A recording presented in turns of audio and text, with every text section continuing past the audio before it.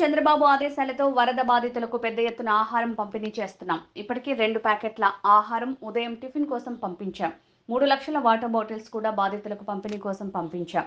గుంటూరు, ఒంగోలు, ఏలూరు, భీమవరం, రాజమహేంద్రవరం మున్సిపాలిటీలతో పాటు హరేకృష్ణ మూవ్మెంట్ పలు కంపెనీలకు ఆహారం తయారీ బాధ్యతలు అప్పగించాం. మొత్తం 6 లక్షల ఫుడ్ ప్యాకెట్లు, 6 లక్షల వాటర్ బాటిళ్లు ప్యాకెట్లు పంపిణీ చేస్తున్నాం. ఆహారంతో పాటు అరటి పండ్లు, ఇతర ఫ్రూట్స్ వరద బాధితులకు ఎలాంటి ఇబ్బంది లేకుండా ప్రభుత్వ యంత్రాంగం అంతా విజయవాడలోనే ఉండి అన్ని ఏర్పాట్లు చూస్తోంది. మొత్తం పర్యవేక్షిస్తున్నారు. అదేవిధంగా మా మున్సిపల్ శాఖ, మున్సిపల్ డిపార్ట్మెంట్లో ఉన్న అధికారులందరూ కూడా యాక్చువల్గా ఈరోజు పూర్తిగా నిమగ్నమై ఉంటారు.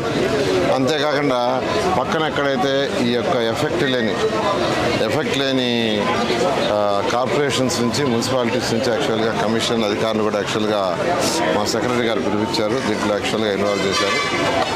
అయితే వీళ్ళందరికీ ఇంకా ఎక్కడైతే వరదల్లో ఇంకా ఫ్లడ్ ఇంకా కంటిన్యూ అవుతుందో అక్కడ 4 అడుగులు 5 అడుగులు ఈ రోజు నుంచి తగ్గుముఖం పడుతుందని ఎక్స్పెక్ట్ చేస్తున్నాం. అయితే ఎవరికి ఎటువంటి ఇబ్బంది లేకుండా చేయమని ముఖ్యమంత్రి గారి ఆదేశంతో ఈరోజు యాక్చువల్గా అన్ని శాఖలు పనిచేస్తున్నాయి. ఈ ఫుడ్కి సంబంధించి యాక్చువల్గా దాదాపు ఈరోజు అయితే 6 లక్షల పైగా breakfast, more than 6 lakhs water supply చేస్తున్నారు. నిన్న మొన్న సప్లై చేసిన దానికి దాన్ని ఇంకా పెంచమని ముఖ్యమంత్రి గారు చెప్పడం. అందువల్ల పక్క జిల్లాలో అయినటువంటి కావచ్చు, అటు నెల్లూరు కావచ్చు, ఇటు ఈస్ట్ వెస్ట్ నుంచి కూడా మా మున్సిపల్ కమిషన్కి ఆదేశించి అక్కడి నుంచి ఒక్కొక్కరిని యాక్చువల్గా 50,000, 60,000 ఫుడ్ ప్యాకెట్స్ బ్రేక్ఫాస్ట్, లంచ్ అయితే 1 lakh, ఈవినింగ్ డిన్నర్ అయితే 1 lakh పంపించమని ఒక్కొక్కరిని. అంటే దాదాపు 5 లక్షలు యాక్చువల్గా ఈరోజు నుంచి అధికంగా పెంచడం జరిగింది.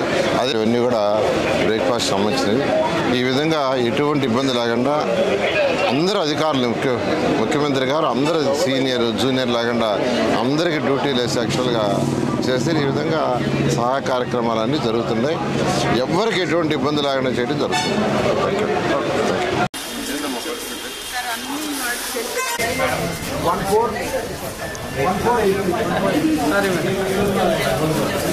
ఓకే అండి, రైట్ వెళ్ళిపోండి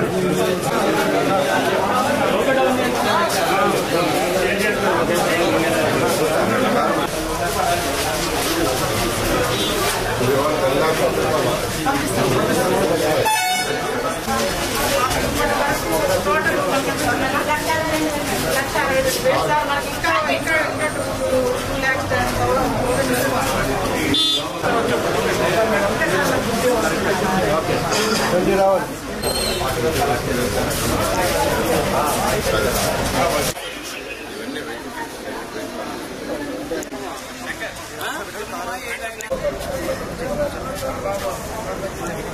లోపల ఎంత కదా లోపల వచ్చి